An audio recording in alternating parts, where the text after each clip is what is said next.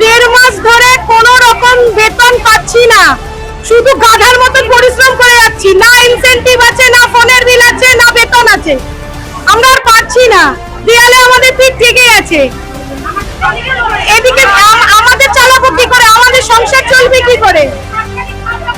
যে যেরকম দিচ্ছে অর্ডার আমরা সেরকম ভাবে কাজ চালিয়ে যাচ্ছি। আজ 1 মাস ধরে আমাদের নাস্তা নাবুদ করে দিচ্ছে, তাও আমরা করে যাচ্ছি। এটা আমাদের ডিউটি, আমরা করবই। তারপরে আমাদের মা বাচ্চা আছে, ভ্যাকসিনেশন আছে, আমাদের মায়েদের চেকআপ আছে, সমস্ত কাজ। মা বাচ্চা নিয়ে কাজ করি, আমাদের মা বাচ্চা নিয়ে মেন কাজ, আমাদের এনসিবির কাজ, আমরা সব রকম করছি। এছাড়া অন্নপূর্ণা যবে থেকে শুরু হয়েছে, অন্নপূর্ণার কাজ, আয়ুষ্মানের কাজ, সমস্ত নির্দিদায় আমি সবার মতো করছি। এখন আমাদের আয়ুষ্মানের 1 নম্বর 2 নম্বর ফর্ম দিয়েছে, কেওয়াইসি যেটা ফোনে করার, সেটাও আমরা করছি, আমাদের ট্রেনিং হয়ে গেল। এবার আমরা সত্যি কথা, আমরা সত্যি কাজ চাই, কারণ আশারা কাজের উপরেই নির্ভর করে, আমাদের কাজেই সব।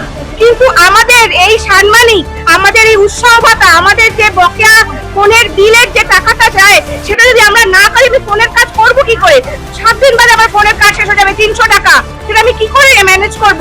আমার বাবা ওপেনার সার্জারি, আমার বাবার 6000 টাকা বিল, মা একটা আটারি ব্লক, সেই বিল আমি ধার করে পয়সা ওষুধ কিনেছি 6000 টাকা, আমি কি করে চালাবো? আমার ছেলে টিউশনটাও আমাকে চালাতে হয়, শ্বশুর বাড়ি তো বাদ দিয়ে আমার পুরো বাপের বাড়ির সংসারটা আমাকে চালাতে হয়। আমি পরের মাসটা কি করবো? এই মাসটা ধার করেছি, আমি এই 4 মাস ধরে ধার করবো, আমি কি করবো?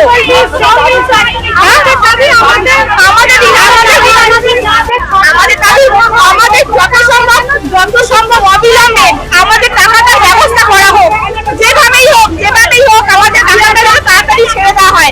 আমাদের একটাই দাবি যে আমাদের এই সম্মানিক, আমাদের উৎসাহ ভাতা এবং আমাদের যে বোনের বকেয়া আমাদের টাকা হয়। আমাদের সবাই জানে মমতা ব্যানার্জি 1000 টাকা বাড়ি গেছিল, কিন্তু আমরা এখনো কিছু পাইনি। সেই টাকা এক দুদিনও পাইনি, চোখেও দেখিনি। এবং 5000 টাকা বেড়েছে বলে ফেসবুকে অহরহ ওদের যোগ্যতা নেই। আমি এমএ পাস, আমি এমএ বেঙ্গলি নেমে আমি ক্যালকাটা ইউনিভার্সিটি থেকে এমএ করেছি, কিন্তু সরকারের অপদস্থতার জন্য আমি এসএসসি দিতে পারিনি। 2012 সালে একবার এসএসসি হয়নি। তাহলে আমার ক্ষোভটা কোথায় যাবে? আমি এই চাকরিটা অনেক কষ্ট করে পেয়েছি, আমি শুনতে চাই না আমি অযোগ্য, আমি শুনতে চাই না। আমার নাম অদিতি শীল দাস।